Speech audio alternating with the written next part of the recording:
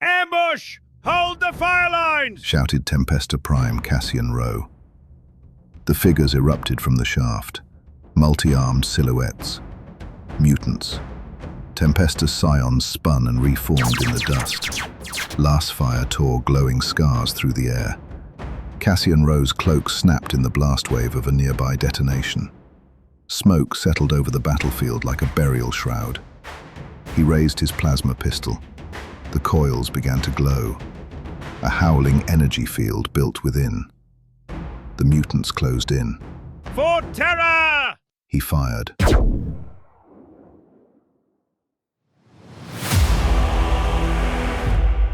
Shadows Over Ferrion, a Warhammer 40,000 Crusade campaign.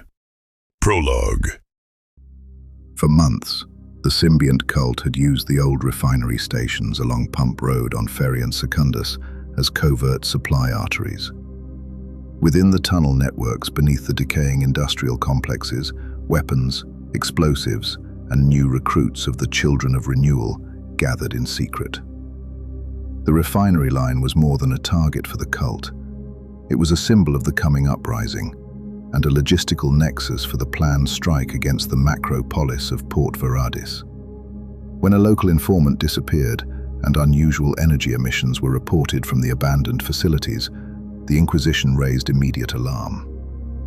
Tempesta's scions were deployed to prevent the suspected sabotage, secure all explosive devices, and crush the corruption before it could take root.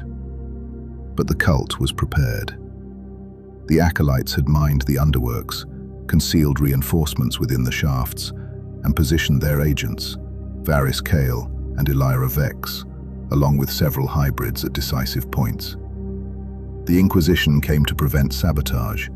The cult came to ignite rebellion. And on the abandoned refinery road, those two purposes collided in violence. From a wind-carved dune hollow, Varys Kale, the Kelomorph, emerged like a shadow from another world. 3 Liberator auto stubs gleamed at his hips. He smiled. Then he drew, faster than thought. His shots cracked through the dust, clipping helmets, tearing through armor. At the same moment, multiple concealed charges detonated. Elira Vex triggered them from cover, precise and without hesitation. The explosions were tactically flawless, tearing apart the Scion's front line and hurling men through the air like wooden dolls. When the dust settled, only 2 soldiers of Squad 1 remained. Blood-soaked, staggering, seized by a sharp, instinctive fear. The shock of the assault forced them backward. Their courage faltered for a moment.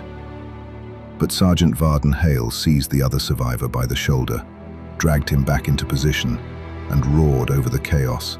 Return fire! Now! The 2 Scions raised their weapons, hands still trembling but refusing to flee. Fire! The counterstrike came hard and full force. A searing energy beam lashed through the dust wall, slamming into Vex's cover and sending shards and molten metal slicing through the air. The impact tore Elira Vex from her feet. She crashed against the barricade and lay motionless, gravely wounded, but alive. Moments later, Varys Kale was struck down as well, a melter shot that staggered him and drove him into the dust.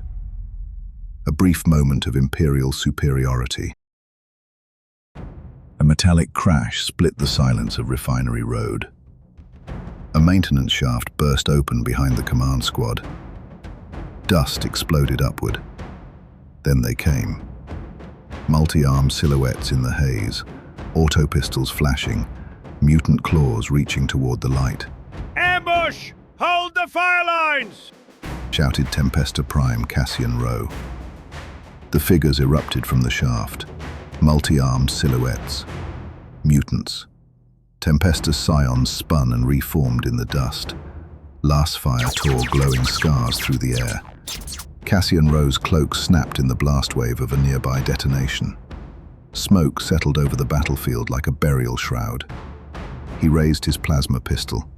The coils began to glow. A howling energy field built within. The mutants closed in. For terror! He fired. The shot dissipated in a blinding storm of sparks before it fully left the barrel. Malfunction. Overheat. The coils shrieked. The casing glowed white. Warning runes flashed red across his visor.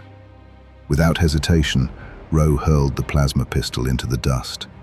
It struck and discharged in a searing explosion, whipping sand and sparks into the air. In that heartbeat, the mutants crashed into the rear line. They hit the scions like a wave of flesh and metal. One hybrid was cut down by Imperial blades, but 3 soldiers fell in return, torn apart by tools and mutant claws. On the left flank, hand flamer acolytes advanced in unison. A torrent of burning promethium washed over Squad 2. 3 scions burned, screaming as sticks of dynamite exploded among them. One acolyte charged too far ahead, her improvised charge detonating prematurely. She vanished in a cloud of flesh and sparks. But the rest pressed forward relentlessly. They destroyed Squad 2 in close combat with chilling precision. At the center, the command squad's medic knelt amid wounds and smoke. Keep them off me! He shouted as his hands worked.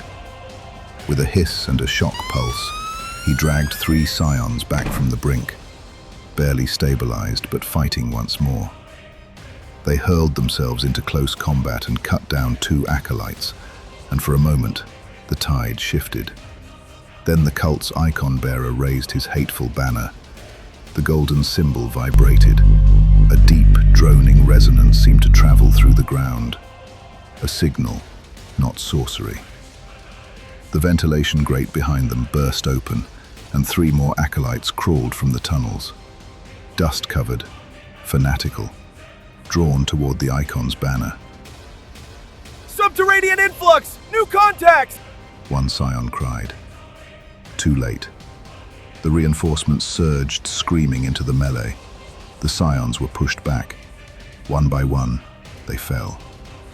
Sergeant Varden Hale and the remaining survivor of Squad 1 rushed to aid the command squad. Still, the symbiont cult outnumbered them and broke the Imperial formation like rotten wood. The Tempesta Prime drove his blade to the hilt into an acolyte's chest and kicked him aside, only to be buried beneath claws and mining tools in the next moment. In the end, only one remained. Sergeant Varden Hale. His armor shattered, his breath ragged, his skin burned. Yet he raised the plasma pistol one final time and fired. An acolyte fell. There was no second shot. A hybrid struck him with a heavy drill, tearing him bloodily from his feet. Hale fell into the dust as the world went dark. His final thought was not prayer. It was rage. Varys Kale and Illyra Vex were soon recovered by their brethren, unconscious, grievously wounded, but alive. The cult would restore them and return them to the depths. Among the ruins, the acolytes found another figure, Sergeant Varden Hale, half-buried, bleeding, yet still breathing. The cult no longer considered him a threat. Not anymore. They left him unconscious in the sand, a mortal witness to their first success. The remaining acolytes calmly resumed their work.